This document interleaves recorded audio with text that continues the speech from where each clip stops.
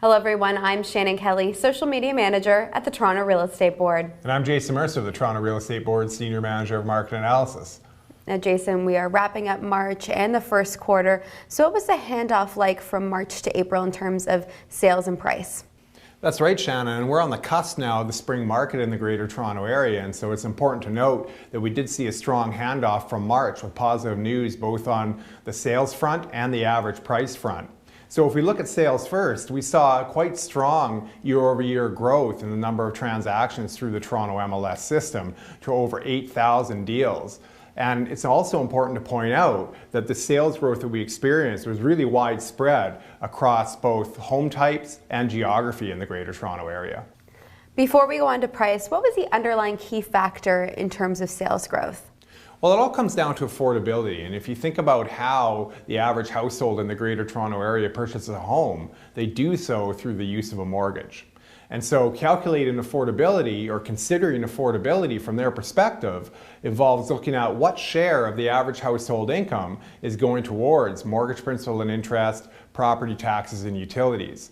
And while that share has increased a little bit over the last couple of years, it still remains well below the 39% ceiling set out by the federal government. Actually, that's a nice segue into price. So if I'm not mistaken, the pace of price growth really remained quite strong last month.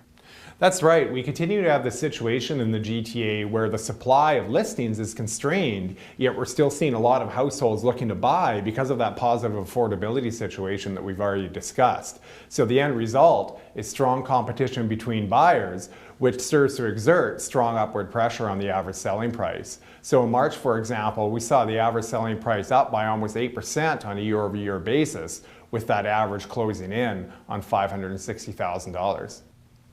Now, did we experience strong price growth across all major home types? We did. So if you look at the low-rise segment of the market first, so single-detached, semi-detached, and townhomes, those segments of the market have seen the most competition between buyers because that's where we've seen the real shortage of listings. And so certainly that's where we've seen the strongest price growth on a year-over-year basis. But it's also important to note that the condominium apartment segment has remained quite resilient as well. And so while we're seeing a lot more listings there relative to, say, for singles or semis in the GTA, we have seen enough interest on the part of buyers to continue to see price growth above the rate of inflation. It sounds like we're all ready for the spring market, and you can still connect with us in the meantime on Twitter at TrebHome, as well as on Facebook. And from both of us, have a great April.